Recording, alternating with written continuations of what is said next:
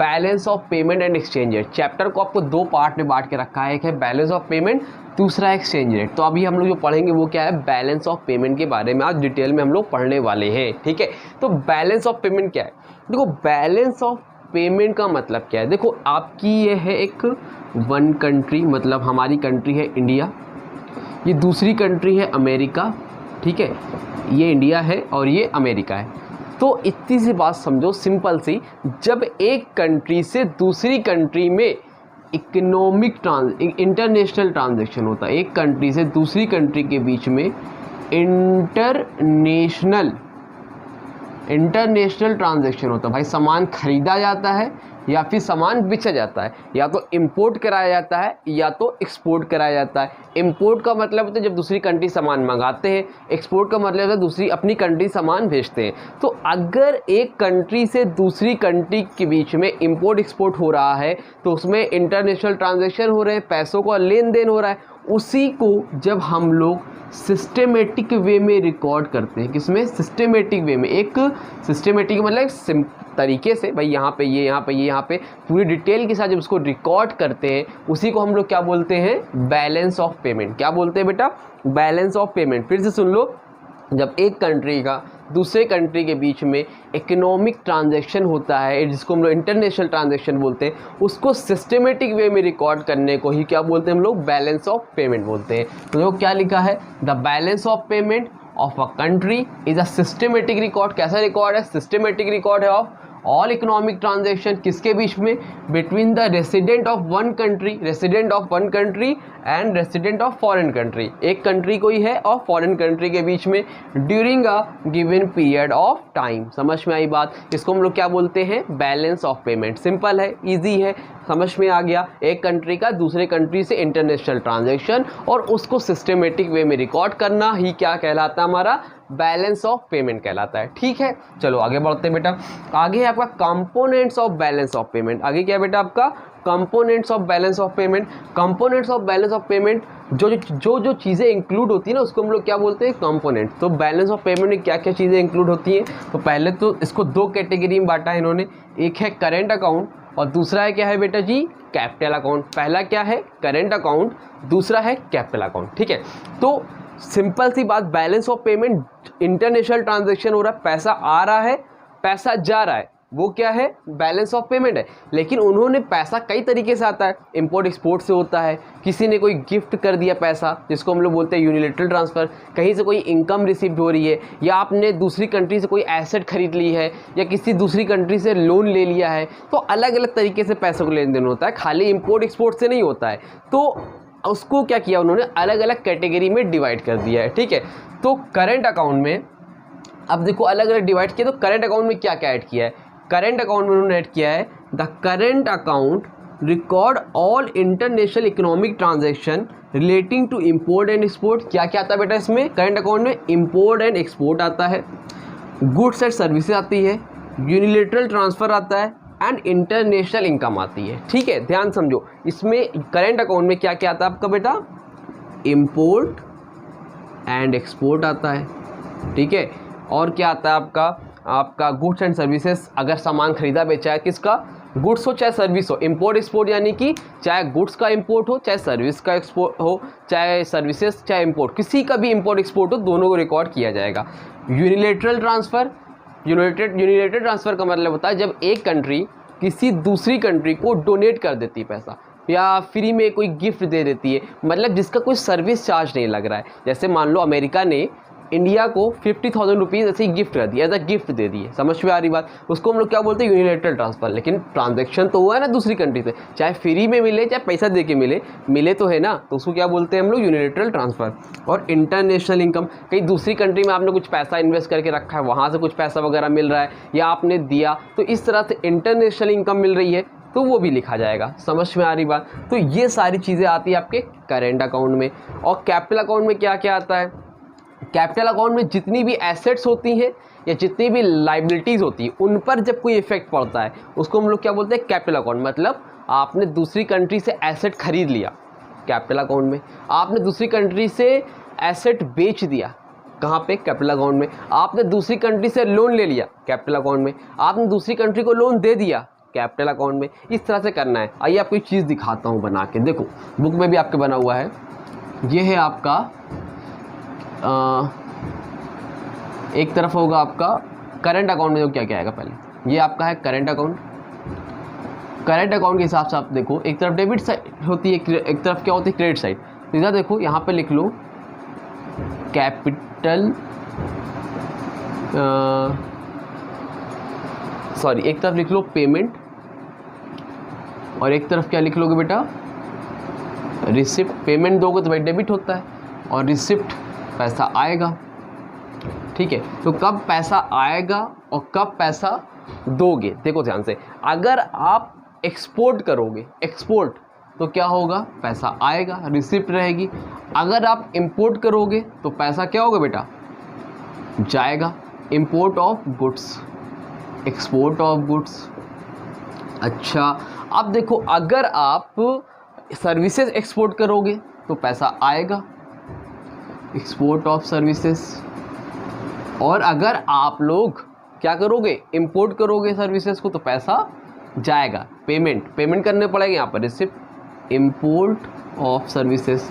अच्छा अगर unilateral transfer received होगा, दूसरी कंट्री से पैसे फ्री में मिलेंगे, तो रिसिप्ट होगा, रिसीव्ड यूनिलेटरल ट्रांसफ़र। और यहाँ पर क्या है, पे करोगे अगर, पेड यूनिलेटरल ट्रांसफ़र, भैया तो क्या होगा, पेमेंट करना पड़ेगा, जाहिर सी बात है। आगे क्या है, इंटरनेशनल इनकम। अगर इंटरनेशनल इनकम रिसीव्ड हो रही है, रिसीव्ड इंटरनेशनल इनकम, तो क्या होगा आपका रिसिप्ट साइड में। अगर आप पे कर रहे हो किसी को इंटरनेशनल इनकम, तब क्या होगा बेटा, डेबिट साइड में। समझ में आया, नहीं आया, आ गया। तो इस तरह से करना है आपको। करेंट अकाउंट में ये सारी चीज़ें रिकॉर्ड की जाती हैं, गुड्स, सर्विसेज, रिटेल ट्रांसफ़र और इंटरनेशनल इनकम। क्लियर है।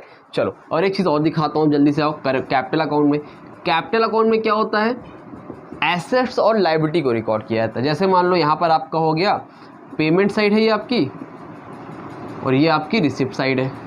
तो पेमेंट और कब कहाँ मिलेगा, कैपिटल अकाउंट में क्या रिकॉर्ड होगा, तो कैपिटल अकाउंट में बेटा जो आपका आएगा वो आएगा अगर आपने किसी को लोन दे दिया, गिव लोन, तो गिव लोन, तो वहाँ पर क्या होगा, पेमेंट, ठीक है। अगर आपने लोन ले लिया, टेक लोन या रिसीव लोन, इशू कर लिया लोन, ठीक है, तो वहाँ पर क्या होगा, रिसिप्ट में आ जाएगा। अगर आपने एसेट खरीद ली, परचेज एंड एसेट्स, अगर आपने कोई एसेट खरीद ली तो आपको पेमेंट करनी पड़ेगी। अगर आपने कोई एसेट्स बेच दी, सोल्ड एन एसेट, तो वहाँ पर क्या होगा बेटा, आपको रिसिप्ट मिलेगी। भाई सामान बेचोगे तो रिसिप्ट ही तो आएगी। समझ में आई बात। तो इसको बोलते हैं कैपिटल अकाउंट, इसको बोलते हैं करेंट अकाउंट। आई होप आपको क्लियर हो गया होगा। एक बार फिर से देखते हैं। बैलेंस ऑफ पेमेंट का मतलब जब इंटरनेशनल ट्रांजैक्शन होते हैं उसको सिस्टमेटिक वे में जब हम लोग रिकॉर्ड करते हैं उसको हम लोग क्या बोलते हैं, बैलेंस ऑफ पेमेंट। उसके कंपोनेंट्स ऑफ में दो है, current account, capital account. Current account में आपको आता है इंपोर्ट एक्सपोर्ट, गुड्स और सर्विसेज दोनों का, यूनिलेटरल ट्रांसफ़र और पेड इन इनकम और इंटरनेशनल इनकम आती है। इसमें क्या आता है, कैपिटल अकाउंट में आपका आता है लोन या फिर एसेट्स आपने अगर की है तो ये सारी चीज़ें आपके आता है किसमें, कैपिटल अकाउंट में। उम्मीद करता हूँ अच्छे से आपको समझ में आ गया होगा। यहाँ तक स्क्रीनशॉट लो, फिर आगे देखते हैं हम लोग कि हमें इस चैप्टर में और आगे क्या क्या देखना है। जल्दी स्क्रीनशॉट लो बेटा। हाँ तो बेटा चलो आगे बढ़ते हैं और अब देखते हैं कि करेंट अकाउंट ट्रांजैक्शन पे क्या क्या आते हैं। अभी मैंने बता दिया बट बुक में अलग से लिखा हुआ तो इसलिए अलग से भी एक बार बता देता हूँ, ठीक है। तो करेंट अकाउंट ट्रांजैक्शन में सबसे पहले आता है वो आपका आता है export and imports of goods. क्या आता है, export and import of goods. मतलब गुड्स का मतलब यहाँ पर हो रहा है सर्विस नहीं, इम्पोर्ट और एक्सपोर्ट ऑफ गुड्स। गुड्स मतलब सामान जो कि विजिबल आइटम्स होते हैं, ये भी लिख सकते हो विजिबल आइटम, जिसको हम लोग छू सकते हैं, टच कर सकते हैं, देख सकते हैं, वो सारी चीज़ें आती है करेंट अकाउंट में, ठीक है। नंबर 2 पर है बेटा इनविजिबल आइटम्स। इनविजिबल आइटम में क्या क्या है, जिसको हम लोग छू नहीं सकते हैं, टच नहीं कर सकते हैं, खाली फील कर सकते हैं। जैसे क्या बेटा, सर्विसेज। अगर आपने कोई भी गुड्स इंपोर्ट एक्सपोर्ट किया तो वो इस कैटेगरी में आ गया। अगर आपने कोई भी सर्विसेज इंपोर्ट या एक्सपोर्ट करी, अगर एक्सपोर्ट करी है तो भैया पे रिसिप्ट है। अगर लेकिन आपने कोई भी सर्विसेज इंपोर्ट करी यानी कि पेमेंट करनी पड़ेगी आपको, तो ये आता है। नंबर 2 पर आता है यूनिलेटरल ट्रांसफ़र। अभी बताया था कि अगर कोई भी कंट्री आपको फ्री में डोनेट कर देती है पैसा, या आपको कोई गिफ्ट दे देती है जिसमें इंटरनेशनल ट्रांजेक्शन्स हो रहा है, तो वो भी आपको इसमें रिकॉर्ड करना रहता है। नंबर 3 पर है बेटा आपकी इनकम। अब इनकम को भी आपको 2 पार्ट में बांटा गया है। एक तो होती है आपकी डायरेक्ट इनकम। कैसी इनकम होती है? डायरेक्ट इनकम, जो कि आपको कैसे मिलती है? जो आपको एम्प्लॉयर देता है एम्प्लॉइज़ को। पहली है employer gifts to employees. Employer इसको देता भैया एम्प्लॉइज़ को।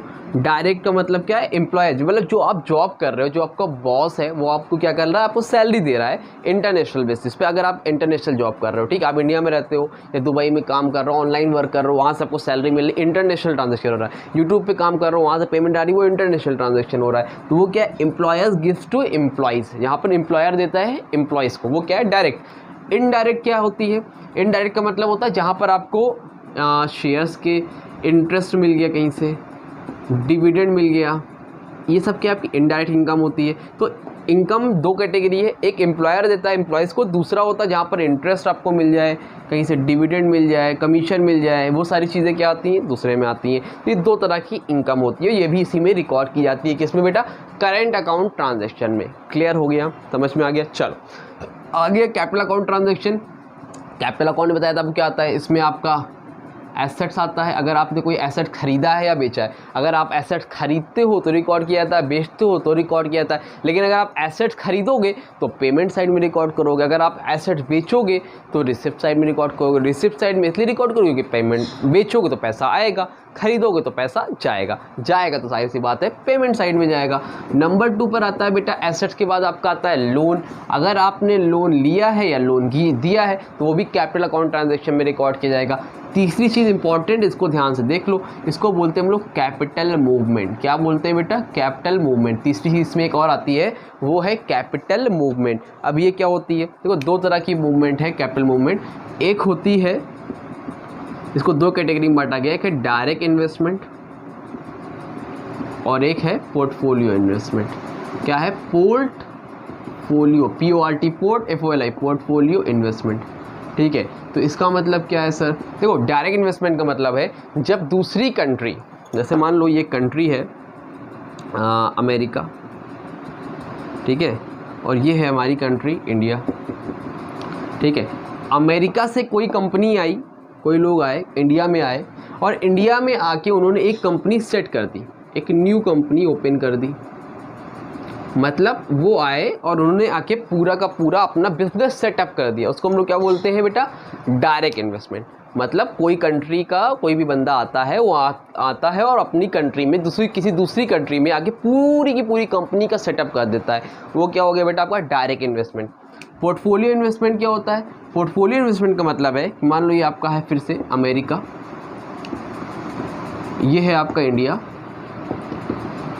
अमेरिका वाले ने इंडिया की किसी कंपनी का, मान लो जियो है, सपोज जियो कंपनी का कोई भी कंपनी ने 20% शेयर खरीद लिया। क्या करा?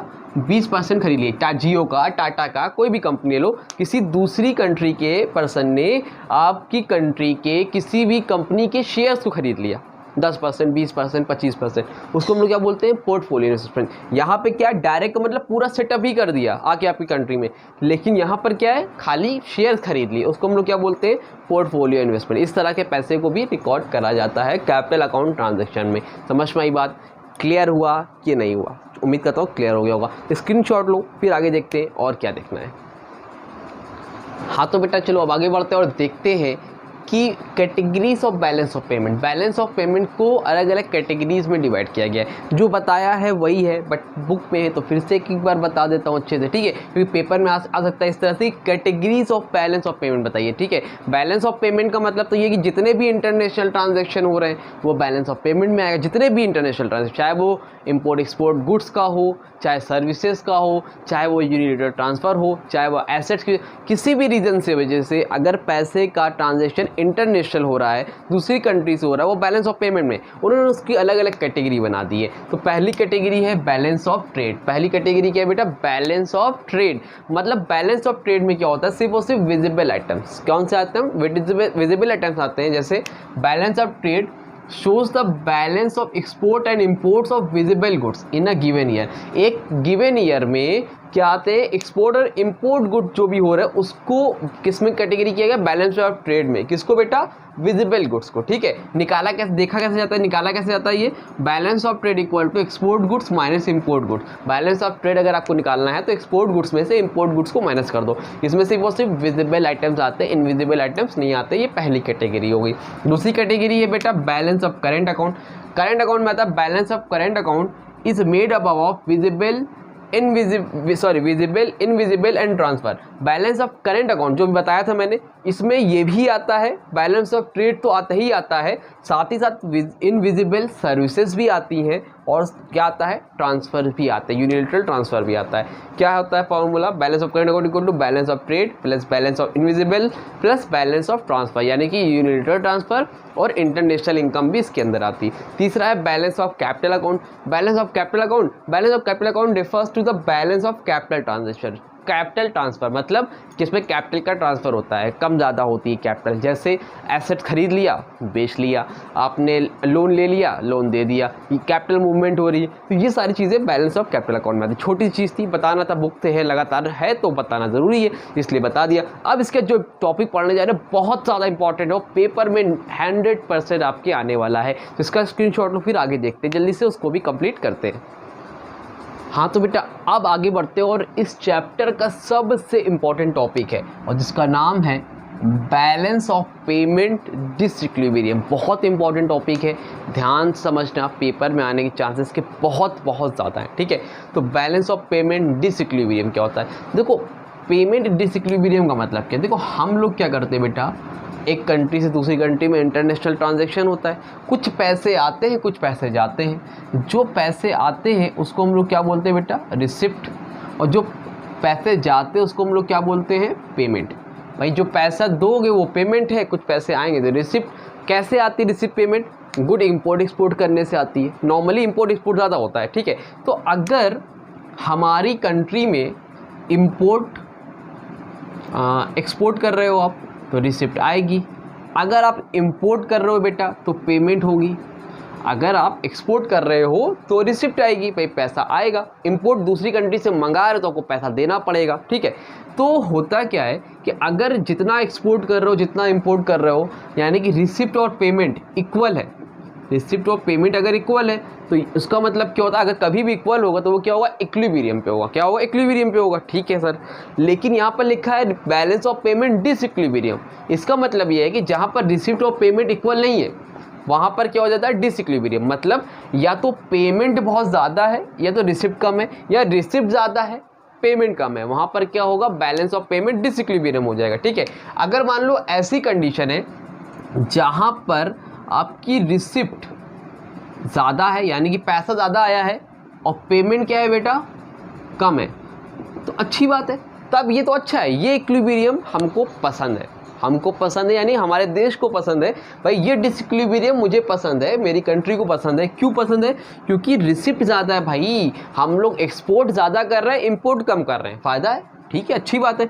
लेकिन अगर इसका उल्टा हो जाए कि रिसिप्ट कम है और पेमेंट क्या है बेटा? ज़्यादा है, यानी कि हम इंपोर्ट कर रहे हैं लेकिन एक्सपोर्ट नहीं कर रहे हैं, यहाँ पर यार प्रॉब्लम हो जाएगी, डेंजर जोन में आ गए हम लोग यार। ये सही नहीं है किसी भी कंट्री के लिए। इंपोर्ट ज़्यादा करना, एक्सपोर्ट ना करना या बहुत कम करना अच्छा नहीं होता है, वो कंट्री जल्दी डेवलप नहीं कर पाती है। ठीक है, तो यहाँ पर क्या हो जाता है? तो ये दो चीज़ होती है।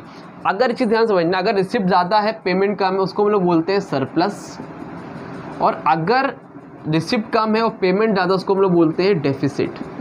घाटा हो रहा है। समझ में आ रही बात? तो अब ये ऐसा क्यों होता है कि पेमेंट ज़्यादा है और रिसिप्ट कम है? उसके हमें पढ़ने के कॉजेस, ऐसे क्या क्या रीज़न है जिसकी वजह से हमें डेफिसिट हो रहा है, रिसिप्ट कम आ रही है, पेमेंट ज़्यादा हो रहा है, यानी कि हम इंपोर्ट हम लोग ज़्यादा कर रहे हैं और एक्सपोर्ट हम लोग क्या कर रहे हैं बेटा? कम कर रहे हैं। चलो देखते हैं जल्दी से। Number 1, causes of adverse balance of payment, क्या क्या कारण है एडवर्स बैलेंस ऑफ पेमेंट के, ठीक है, ऐसा क्या रीज़न है जिसकी वजह से हम लोग एक्सपोर्ट कम कर रहे हैं, पेमेंट ज़्यादा कर रहे हैं, रिसिप्ट कम आ रही। नंबर 1 पर है बेटा fall in foreign demand. Number 1 पर क्या है? Fall in foreign demand. हम लोग जो प्रोडक्ट बना रहे हैं उसकी जो फॉरेन डिमांड है वो कम है, मतलब हम लोग जो भी मान लो ये मार्कर ही बना रहे हैं तो इसकी डिमांड नहीं दूसरी कंट्री में, या फिर इतना ये महंगा पड़ता है, लोग लेना नहीं चाहते, कोई भी रीज़न होता है। तो पहला रीज़न है फॉल इन फॉरेन डिमांड, दूसरी कंट्री से डिमांड ही नहीं है, लेकिन हम दूसरी कंट्री सामान मंगा रहे हैं। जो हम दूसरी कंट्री सामान मंगा रहे हैं तो वहाँ पर इम्पोर्ट हो रहा है, लेकिन हमारी कंट्री से कोई सामान मंगा ही नहीं रहा है, तो एक्सपोर्ट नहीं हो पा रहा है। तो फॉल इन फॉरेन डिमांड, दूसरी कंट्री से डिमांड है ही नहीं। नंबर 2 पर है बेटा inflationary pressure in the economy. Inflationary pressure है इकोनॉमी में, मतलब हमारी कंट्री में क्या है, या जो डेवलपिंग जितनी भी कंट्री वहाँ पर क्या इन्फ्लेशनरी प्रेशर है। अब मान लो हम लोग मोबाइल बनाते हैं, हम लोग इसका मोबाइल बनाते हैं, हमारी कंट्री में मोबाइल बनता था, याद होगा माइक्रोमैक्स का, अभी भी आया था, लेकिन अब कंपटीशन में ही नहीं यार, हम लोग को तो वीवो पसंद आ रहा है, ओप्पो पसंद आ रहा है। क्यों? क्योंकि हमारी कंट्री में इन्फ्लेशनरी प्रेशर है, जो फ्यूचर्स वो वीवो ओप्पो वाले आपको कम पैसे में दे रहे हैं उतने में माइक्रोमैक्स नहीं दे पा रहा है, तो अपनी कंट्री के ही लोग क्या है, पीछे होते जा रहे हैं। तो inflationary pressure in the economy है, ये है। तो हमारी कंट्री के सामान तो कहीं बाहर जाता ही नहीं है, एक्सपोर्ट हो ही नहीं रहा है, माइक्रोमैक्स कहीं बाहर जा ही नहीं रहा है, उल्टा वीवो ओप्पो एमआई सब दूसरी कंट्री वाले हमारी कंट्री में चले आ रहे हैं। तो ये भी एक रीज़न है जहाँ इसकी वजह से हमारी जो रिसिप्ट है वो कम होती है और पेमेंट ज़्यादा होती है। Number 3 developmental expenditure. भाई हम लोग डेवलपिंग कंट्री वाले तो हम लोग को डेवलपमेंटल एक्सपेंडिचर भी लगते हैं, जैसे दूसरी कंट्री से मशीन मंगाना हो गया, या फिर जो नई नई टेक्नोलॉजी चीज़ें वो मंगाना हो गया, उसकी वजह से भी हमारी जो पेमेंट है वो ज़्यादा होती है और जो रिसिप्ट होती है वो कम होती है। Number 4 increase in cost structure of export industry.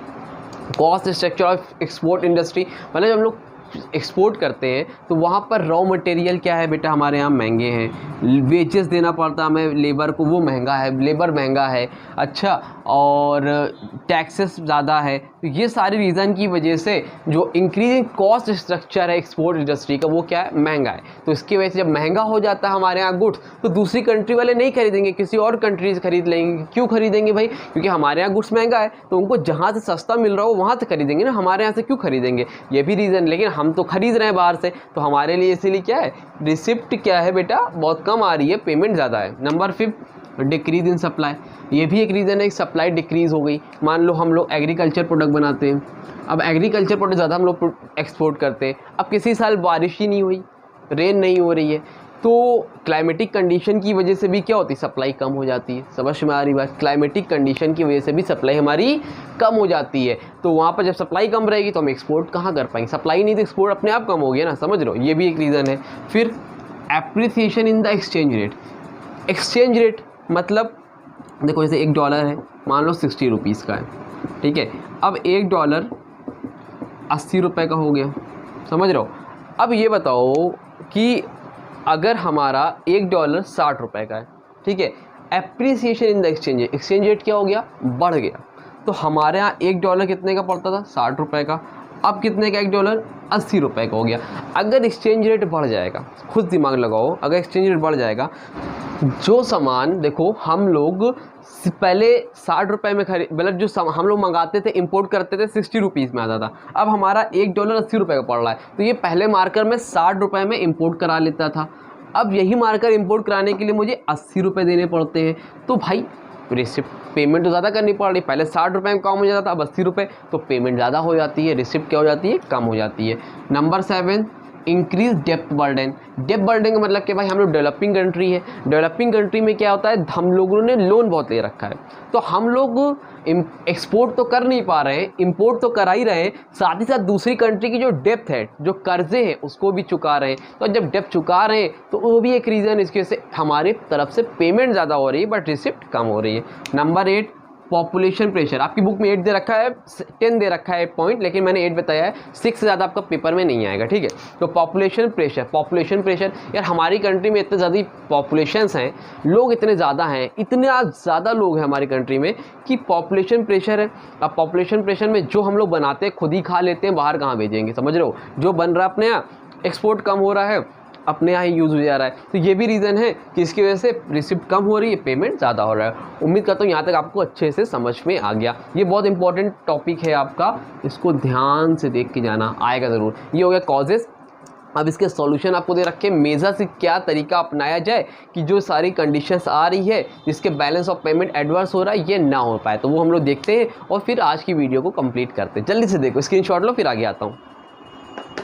हाँ तो बेटा चलो जल्दी से अब आगे बढ़ते हैं और आज की वीडियो को कंप्लीट करते हैं। तो आज की वीडियो में बेटा आपका बैलेंस ऑफ पेमेंट जो ये वाला पार्ट है वो आज कंप्लीट हो जाएगा। एक्सचेंज रेट वो मैं कल करवा दूंगा, सेकेंड पार्ट में वो कंप्लीट हो जाएगा, ठीक है।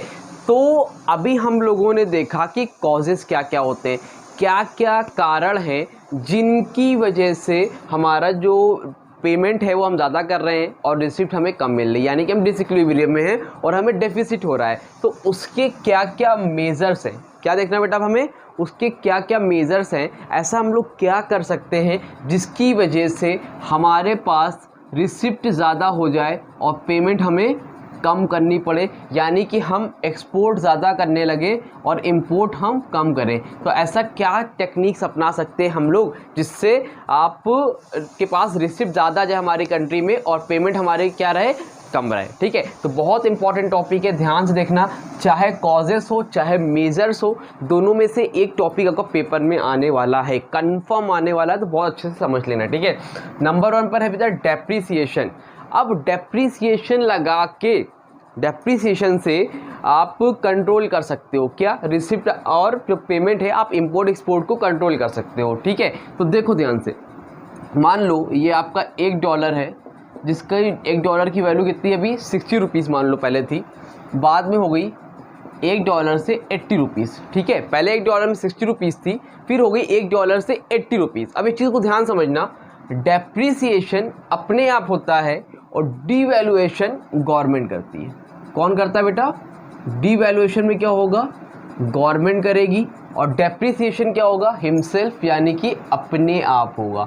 अपने आप का मतलब क्या है, अपने आप का मतलब मार्केट में जैसी भी डिमांड एंड सप्लाई होगी उसके हिसाब से प्राइस घटेगा या बढ़ेगा, यानी कि एक्सचेंज रेट घटेगा या फिर बढ़ेगा मार्केट में जो भी डिमांड एंड सप्लाई के फोर्स के अकॉर्डिंग, ठीक है। तो अगर मान लो मार्केट में $1 60 रुपये का था, अब $1 80 रुपये का हो गया। अब ये बताओ, सामान महंगा हो गया भाई, हमारी वैल्यू क्या हो गई, कम हो गई, $1 60 से $1 80 हो गया। तो अब अगर $1 60 से 80 हो जाएगा, तो अब हम ये बताओ, पहले एक मार्कर खरीदते थे, बाहर से इंपोर्ट कराते थे, अगर मैं एक मार्कर इंपोर्ट कराता था तो मुझे 60 रुपीज़ का पड़ता था, मान लो कि $1 के बराबर है, ये 60 रुपये का था। लेकिन अब ये जब मार्कर दोबारा मैं मंगाऊंगा तो वो डॉलर मुझे कितने का पड़ेगा, 80 रुपये का पड़ेगा कि नहीं पड़ेगा भाई। ये मार्कर पहले मुझे 60 का पड़ता था, अब मुझे 80 का पड़ रहा है, क्यों, क्योंकि हमारी वैल्यू कम हो गई, 60 से 80 हो गया, डेप्रीसिएशन हो गया। अगर ऐसा हो जाएगा तो भाई महंगा हो रहा है, तो लोग क्या करेंगे, इंपोर्ट कराना कम कर देंगे और एक्सपोर्ट पे ध्यान देंगे या अपनी कंट्री से ही सामान खरीद लेंगे। तो जब इंपोर्ट कम होगा तो जाहिर सी बात है हमारे देश में रिसिप्ट ज़्यादा आएगी, पेमेंट हमें कम करनी पड़ेगी, ठीक है। Number 2 devaluation. डीवैल्यूएशन भी यही होता है, $1 60 रुपये का था, $1 80 रुपये कर दिया, लेकिन दोनों में डिफरेंस इतना है कि ये मार्केट के डिमांड सप्लाई के अकॉर्डिंग अपने आप हो जाता है, ऑटोमेटिक हो जाता है। बट डीवैल्यूएशन में क्या होता है, ये कौन करता है बेटा, ये करती है गवर्नमेंट। गवर्नमेंट करती है, गवर्नमेंट को लगता है यार कि इंपोर्ट ज़्यादा हो रहा है, एक्सपोर्ट कम हो रहा है, तो इसलिए गवर्नमेंट ये करती है, रेट को बढ़ा देती है, एक्सचेंज रेट को बढ़ा देती है। जब एक्सचेंज रेट बढ़ जाएगा तो जाहिर सी बात है बाहर से कोई भी सामान मंगाओगे तो आपको महंगा पड़ेगा, और सामान महंगा पड़ेगा तो आप सामान मंगाना बंद कर दोगे या फिर कम कर दोगे, ठीक है। नंबर 3 समझ गए ना, तो ये अपने आप ये गवर्नमेंट करेगी। Number 3 import control. गवर्नमेंट क्या करती है, इंपोर्ट पे कंट्रोल कर लेती है। कंट्रोल कैसे कर लेती है सर, जैसे मान लो 100% 2022 में जितना परसेंट इंपोर्ट हुआ था, तो अब 2023 में 2023 में उसका 10%, 20%, मैंने कहा आपकी बार 80%, जितना भी होता उसका 80% ही हम इंपोर्ट करेंगे। मतलब मैंने क्या कर दी, लिमिट सेट कर दी, इंपोर्ट पे कंट्रोल कर दिया, इससे ज़्यादा हमें इंपोर्ट करना ही नहीं है। समझ में आ रही बात। Number 4 export promotion. एक्सपोर्ट को प्रमोट करती है गवर्नमेंट, मतलब टैक्सेस कम कर देती है, सब्सिडीज़ दे देती है, या फिर जिस तरह से भी प्रमोट कर सकती है कि भाई हम एक्सपोर्ट ज़्यादा से ज़्यादा करें, टैक्सेस कम हो गए, सब्सिडीज़ देगी तो सामान हमारा क्या होगा, सस्ता बनेगा, तो दूसरी कंट्री के लोग भी हमारे खरीदेंगे सामान, तो हम लोग पेमेंट ज़्यादा करेंगे, फिर रिसिप्ट हमारी कम होगी, यानी कि एक्सपोर्ट हम ज़्यादा करेंगे, इंपोर्ट कम करेंगे। माइंड में एक चीज़ सेट कर लो, कोई भी कंट्री है वो ज़्यादा से ज़्यादा एक्सपोर्ट करना चाहती है, इंपोर्ट वो करना ही नहीं चाहती, लेकिन मजबूरी में करना पड़ता है। तो अगर उनको लगेगा, जब ऐसी कंडीशन आएगी कि पेमेंट हम लोग ज़्यादा करेंगे, इंटरनेशनल में रिसिप्ट कम है, तो वो एक्सपोर्ट को प्रमोट करते हैं। अगर ये तरीका अपनाएंगे तो क्या होगा, टैक्सेस कम करेंगे, सब्सिडीज़ कम करेंगे, तो हमारा रेट सामान सस्ता बनने लगेगा और हम एक्सपोर्ट करेंगे ज़्यादा से ज़्यादा। ठीक, आगे एक्सचेंज कंट्रोल। अब सारी की सारे कंट्रोल आरबीआई अपने पास रखता है, यानी कि सेंट्रल बैंक हर कंट्री का जो होता है, वो हमारी कंट्री का तो आरबीआई है, तो आरबीआई अपने हाथ में सारे कंट्रोल रखता है। पहले आरबीआई देखता है भाई कि दूसरी कंट्री से पैसा आ रहा है तो सही है कि नहीं है, क्या है क्या नहीं है, सारी की सारी जो भागदौड़ है ना, कंट्रोलिंग पावर जो सब आरबीआई के हाथ में है। जब भी दूसरी कंट्री से पैसा आता है, आप इंपोर्ट कराते हो, तो फिर वो आरबीआई से होकर ही जाता है, समझ रहे हो। तो आरबीआई देखता है, उसके बाद ही पास करता है, तो इतनी ईजिली नहीं हो पाता है, काफ़ी आपको पेपर वर्क ताम झाम करने पड़ते हैं। तो लोग सोचते हैं यार अपनी कंट्री से खरीद लो, इंपोर्ट कराने का झंझट ही छोड़ो। ठीक है, 6 पॉइंट बहुत इंपॉर्टेंट, मतलब बहुत इजी पॉइंट, इसको ज़रूर से देख लेना। Production of import substitute, production of import substitute. ठीक है, मतलब जो सब्सटीट्यूट समझते हो ना, जैसे टी का सब्सटीट्यूट क्या है, कॉफ़ी, मार्कर का सब्सटीट्यूट क्या है, चॉक, वाइट बोर्ड का सब्सटीट्यूट क्या है, ब्लैक बोर्ड। तो उसी तरह जो भी गुड्स हम लोग इंपोर्ट कराते हैं, मान लो ऐसा कोई गुड्स जो मैं अमेरिका से अपनी कंट्री में मंगाता हूँ, तो हम लोग उसी का प्रोडक्शन कर लेना यार। जो हम दूसरी कंट्री से मंगवा रहे हैं उसका हम लोग अपने यहाँ ही सब्स्टिट्यूट ढूंढ लें, वहाँ से हमें मंगाना ही ना पड़े। ऐसा कुछ बना ले कि जो वहाँ से मंगा रहे हैं वो हमारे यहाँ अवेलेबल हो, तो हमें कहीं और ना जाके खुद अपनी कंट्री में ही मिल जाएगा। तो हम मंगाएंगे क्या भाई, अगर कोई चीज़ मेरे घर पे है तो बाहर से क्या करूँगा लेके, समझ में आ रही बात। तो ये आप तरीका है कि जो भी इंपोर्ट करा रहे हो उसका सब्स्टिट्यूट ढूंढ लो। ठीक, उसके बाद 7 पॉइंट है मॉनेटरी पॉलिसी। मॉनेटरी पॉलिसी का मतलब फिलहाल अभी आप इतना समझो, हम लोग बैंकिंग चैप्टर में डिटेल में इसमें पढ़ेंगे, अभी फिलहाल इतना समझ लो कि मॉनेटरी पॉलिसी का मतलब ये होता है कि ये सेंट्रल बैंक करती है, जितनी भी मॉनेटरी पॉलिसी होती है सेंट्रल बैंक डिसाइड करती है। इसका मतलब इतना समझ लो कि सेंट्रल बैंक डिसाइड करता है कि बिजनेसमैन को कितना लोन देना है, कितना नहीं लेना है। अब ये समझो जितने भी बिजनेसमैन हैं या पैसे वाले लोग हैं, तो सब लोग सामान इंपोर्ट कराते हैं, तो उसके लिए उनको पैसे चाहिए, और वो बैंक से क्या करते हैं, लोन लेते हैं। कोई भी बिजनेसमैन है उसको लोन की ज़रूरत पड़ेगी, बड़े से बड़ा बैंक से लोन लेता है। अब जब गवर्नमेंट को लग रहा है यार इंपोर्ट इन लोग ज़्यादा कर रहे हैं, एक्सपोर्ट नहीं कर रहे हैं, तो वो लोन क्या कर देगा, महंगा कर देगा, लोन देना कम कर देगा। अब जब लोन देना कम कर देगा, बैंक इंटरेस्ट रेट महंगा कर देगा, तो लोगों के पास पैसा नहीं रहेगा। जब लोन ही नहीं मिलेगा तो पैसा नहीं रहेगा, और जब पैसा नहीं रहेगा तो बेचारे इंपोर्ट नहीं कर पाएंगे। समझ में आ रही बात। तो ये सारी टेक्निक्स है जिसको अपना के आप बैलेंस ऑफ पेमेंट को इक्विलिब्रियम में ला सकते हो या फिर सरप्लस में ला सकते हो। समझ में आई बात। स्क्रीनशॉट लेना, स्क्रीनशॉट लो। अब तो चलो अब आगे बात करते हैं हम लोग कि जिसका दूसरा पार्ट है उसमें क्या है, एक्सचेंज रेट। तो चैप्टर का नाम क्या है, balance of payment and exchange rate. तो बैलेंस ऑफ पेमेंट वाला पार्ट तो कवर हो गया, अब हम लोग बात करेंगे एक्सचेंज रेट क्या होता है। ठीक है, तो देखो exchange rate refers to the rate at which the currencies of different countries are traded on exchange.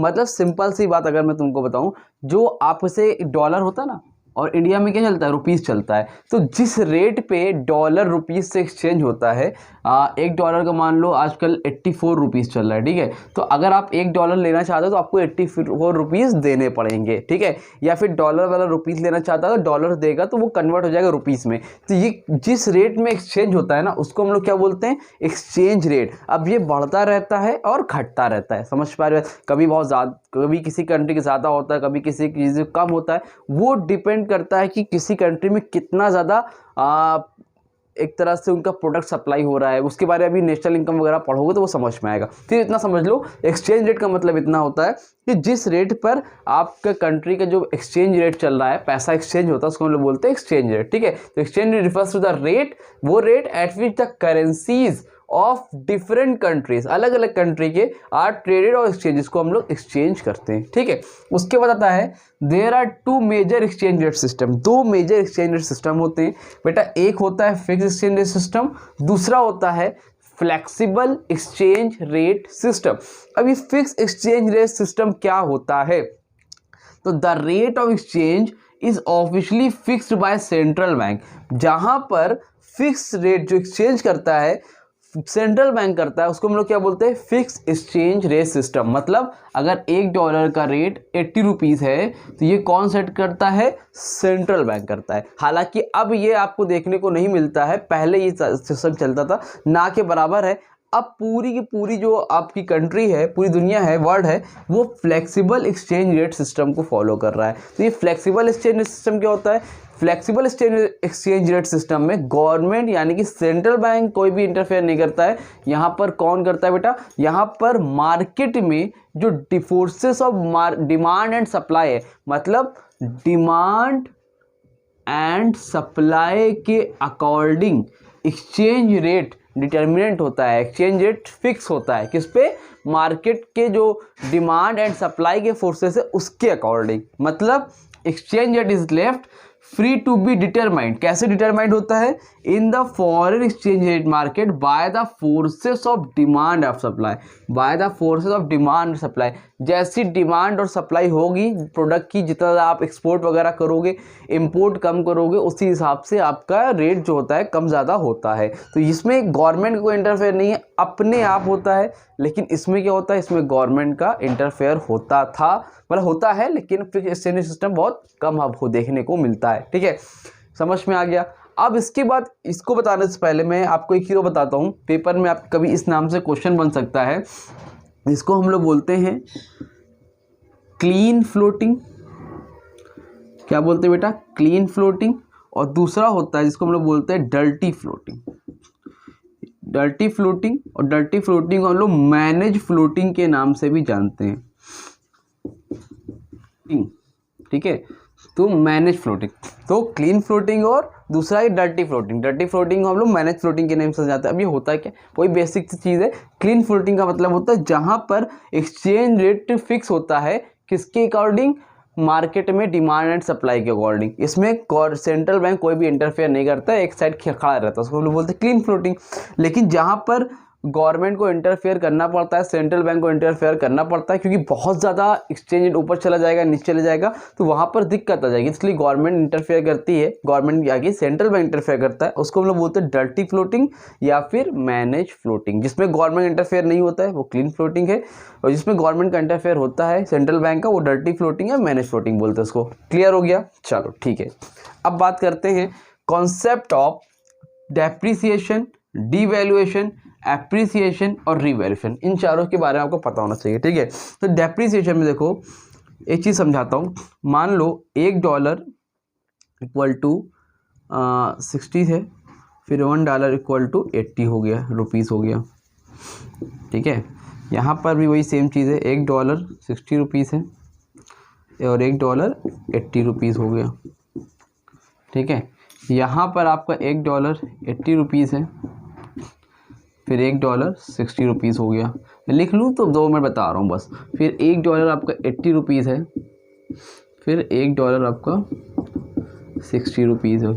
ठीक है, अब ध्यान से देखना, एक चीज़ ध्यान में अपने माइंड में सेट कर लो कि जो डेप्रिसिएशन होता है और एप्रिसिएशन होता है, ठीक है, डेप्रिसिएशन और एप्रिसिएशन ये कैसे होता है?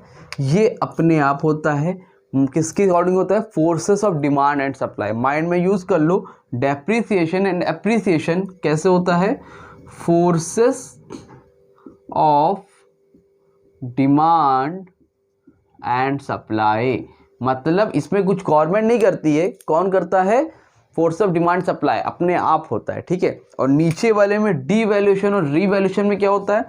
यहाँ पर कौन करता है? गवर्नमेंट करती है, गवर्नमेंट अपने अकॉर्डिंग करती है। ठीक है, इस चीज़ को याद रखना। ठीक, अब देखो डेप्रिसिएशन और डीवैल्यूएशन में क्या डिफरेंस है। देखो $1 60 रुपीज़ का था, $1 80 रुपये में हो गया, मतलब हमारी जो वैल्यू है वो कम हो रही। भाई $1 के बदले पहले 60 रुपये था, लेकिन अब डॉलर की वैल्यू बढ़ रही है, अब $1 80 रुपये हो गया, मतलब हमारा रुपीस घटता जा रहा है। पहले $1 2 रुपये का होता था, आज 80 रुपये पहुंच गया। तो जब $1 60 रुपये का था, लेकिन हमारी देश की कंट्री की वैल्यू घटी और $1 80 रुपये में हो गया, तो इसको क्या बोलते हैं हम लोग? डेप्रिसिएशन। मतलब इसमें हुआ तो यही चीज़, लेकिन कैसे हुआ? अपने आप हुआ, ऑटोमेटिकली हुआ, forces of demand and supply के अकॉर्डिंग हुआ। लेकिन डीवैल्यूएशन में क्या होता है? देखो वही चीज़ है, $1 60 रुपीज़, $1 80 रुपीज़, बट यहाँ पर फोर्स ऑफ डिमांड सप्लाई के अकॉर्डिंग नहीं हुआ, यहाँ पर गवर्नमेंट करती है। ठीक है, गवर्नमेंट कुछ कंडीशंस होती है उसके हिसाब से करती है। फिलहाल आप इतना समझ लो, जहाँ पर गवर्नमेंट का इंटरफेयर होता है, गवर्नमेंट जानबूझ से ऐसा करती है, अपनी रुपीज़ को घटा रही है वैल्यू को, उसको हम लोग बोलते हैं डीवैल्यूएशन। और जहाँ पर अपने आप होता है, रुपीज़ घटता है अपने आप, उसको हम लोग बोलते हैं डेप्रिसिएशन। क्लियर है? आगे देखो, एप्रिसिएशन और रीवैल्यूएशन। अब ये एप्रिसिएशन क्या होता है? देखो $1 80 रुपये था, $1 60 रुपये हो गया, मतलब हमारे कंट्री की वैल्यू बढ़ रही है। इसमें तो घट रही है लेकिन बढ़ रही है ना एक तरह से वैल्यू, मतलब मार्केट में ज़्यादा हो रही है। $1 80 रुपये के बराबर था, लेकिन आज $1 60 रुपये हो गया, मतलब हमारे जो रुपीज़ है उसकी भी वैल्यू मार्केट में बढ़ रही है। ठीक है, तो अगर यहाँ पर अपने आप होता है फोर्सेस ऑफ डिमांड सप्लाई, जब डॉलर की वैल्यू बढ़ रही है तो अगर वो अपने आप होता है, उस फोर्सेस ऑफ डिमांड सप्लाई के अकॉर्डिंग होता है, उसको हम लोग बोलते हैं एप्रिसिएशन। और वही चीज़ जब अपने आप ना होके गवर्नमेंट करती है, उसको हम लोग बोलते हैं रीवैल्यूएशन। समझ में आई बात? क्लियर हुआ? तो स्क्रीनशॉट लेना है, ले लो जल्दी से। अब इसके एक लास्ट टॉपिक बचा है, डिटर्मिनेशन ऑफ एक्सचेंज रेट, वो हम लोग पढ़ेंगे और आपका चैप्टर हो जाएगा कंप्लीट। जल्दी से स्क्रीनशॉट लो। हाँ तो बेटा चलो जल्दी से आगे बढ़ते हैं, और जो हमारा लास्ट टॉपिक चैप्टर का वो क्या है? Determination of exchange rate. मतलब एक्सचेंज रेट कितना होगा वो किससे मालूम चलता है? डिमांड और सप्लाई के फोर्सेस से। उसको समझने के लिए हम लोग पहले बनाएंगे एक एक्स एक्सिस और वाई एक्सिस, ये कर्व के अकॉर्डिंग समझेंगे। आप लोगों ने मार्केट चैप्टर में सारी चीज़ें पढ़ी हुई है तो कोई दिक्कत इतनी नहीं होगी। यहाँ पर होगा demand and supply of dollar, और यहाँ पर क्या होगा बेटा? Exchange rate. ठीक है, यहाँ पर होगा demand and supply of dollar, और यहाँ पर क्या होगा बेटा? Exchange rate. ठीक है, इस चीज़ को इतना समझ में आ गई बात? ये आपका वाई एक्सिस है, ये आपका एक्स एक्सिस है। यहाँ से आपका क्या जाता है बेटा? डिमांड, पता ही होगा आप लोग को, और ये जो लाइन जाती है इसको हम लोग क्या बोलते हैं? सप्लाई। तो जिस पॉइंट पर डिमांड एंड सप्लाई कट करते हैं वो क्या होता है? इक्विलिब्रियम। ठीक है, और ये क्या है आपका? रेट। ठीक है, तो अब डिटर्मिनेशन एक्सचेंज रेट कैसे मालूम चलता है? तो लिख के आना, डिमांड एंड सप्लाई जिस पॉइंट पर एक दूसरे को कट करते हैं वही क्या होता है? रेट ऑफ एक्सचेंज होता है। ठीक है, समझ में आई बात? जिस पॉइंट पर डिमांड एंड सप्लाई एक दूसरे को कट करते हैं वो हमारा क्या होता है? एक्सचेंज रेट होता है, वहाँ से हमारा एक्सचेंज रेट फिक्स होता है। ठीक है, अब अगर हम लोग बात करें, मार्कर कहाँ गया? ब्लू वाला। बात करें कि अगर मान लो एक्सचेंज रेट ये मान लो R है, R से अगर मान लो R1 हो जाता है, क्या हो जाता है बेटा? R1 हो जाता है, यानी कि R1 हो गया, यहाँ से बढ़ गया। अगर R1 हो जाएगा तो यहाँ पर जो ये कंडीशन है वहाँ पर क्या होगा भाई? एक्सचेंज रेट बढ़ गया तो वहाँ पर डिमांड क्या हो जाएगी? कम हो जाएगी। आप खुद सोचो, डॉलर का रेट बढ़ गया तो डिमांड अपने आप कम हो जाएगी। तो अब डिमांड कम होगी तो वहाँ पर आपको क्या देखने को मिलेगा? Excess supply. और अगर मान लो एक्सचेंज रेट कम हो गया, R से R2 हो गया, कम हो गया, तो उसमें क्या आपको देखने को मिलेगा? डिमांड आपकी वहाँ पर क्या हो जाएगी? ज़्यादा हो जाएगी, और सप्लाई क्या हो जाएगी बेटा? आपकी कम हो जाएगी। भाई डिमांड का ये पॉइंट है ना, डिमांड देखो ज़्यादा हो जाएगी, और यहाँ पर क्या होगा? रेट, एक्सचेंज रेट बढ़ जाएगा तो अपने आप डिमांड क्या हो जाएगी? कम हो जाएगी, वहाँ पर सप्लाई ज़्यादा हो जाएगी। ठीक है, इसको नाम देना है, नाम दे दो, इसको नाम दे दो AB, इसको दे दो CD। ठीक है, इस तरह से आपने इसको नाम दे दिया, ये कंडीशन होती है। ये आपको बना के आना है। अब बनाने पर अगर 4 नंबर क्वेश्चन है, 2 नंबर तो बनाने में मिल जाएगा। अब 2 नंबर आपको एक्सप्लेन करना पड़ेगा। अब एक्सप्लेन करना भाई आपको आना चाहिए, नहीं आता है तो सीख लो। ठीक है, तो देखो बुक में लिखा होगा, एक एक लाइन बाय लाइन एक्सप्लेन होगा, नहीं तो मैं आपको नोट्स भी प्रोवाइड करवा दूंगा, उसमें लिखा होगा, उसी तरह लिख देना। नहीं, एक बार बुक से रीड करो, बुक में सबसे बेहतरीन लिखा है। बस आपको इसमें बताना है कि क्या है एक्स एक्सिस पे क्या है, on the X axis demand and supply of dollar and on the Y axis of exchange rate. फिर आपको बताना है डिमांड है, यहाँ पर है, at which point demand and supply are cut then it will be called exchange rate. समझ में आ रही बात। और उसको फिर आपको बताना है कि if exchange rate increases then वहाँ पर क्या होगा, supply will increases, and exchange rate decreases then क्या होगा, वहाँ पर demand will increases and supply will decreases. समझ में आ रही है? इस तरह से आपको करना है भाई, इतना आपको बना के लिखना है, फिर इसको आप एक्सप्लेन कर देना, बेहतरीन आपका 4 नंबर क्वेश्चन में पूरा का पूरा क्वेश्चन आंसर मिल जाएगा, मतलब पूरा का पूरा मार्क्स मिल जाएगा। क्लियर हुआ? समझ में आई बात कि नहीं आई? क्लियर है? उसके देख कर लास्ट टॉपिक का बचता है, इसी में ही है, इसी से बता देता हूँ आपको, जो है change in the equilibrium exchange rate. ये तो वही वाली बात आ गई जो आप लोगों ने पढ़ा था, इक्विलिब्रियम एक्सचेंज मार्केट चैप्टर में। ठीक है, तो इसमें क्या होता है भाई, देखो ये आपका है एक्स एक्सिस, ये है आपका वाई एक्सिस। फ्रेम में पूरा है कि नहीं है पहले ये बताओ मुझे। हाँ, ये आपका एक्स एक्सिस वाई एक्सिस, ये क्या भाई साहब आपका डिमांड, ये क्या है आपकी सप्लाई, जिस पॉइंट पर कट कर उसको बोलते हैं इक्विलिब्रियम। ये क्या है आपका रेट, यहाँ पर लिख लेना क्या लिखना है, अमाउंट ऑफ डॉलर। ठीक है, और यहाँ पर क्या रहेगा आपका रेट।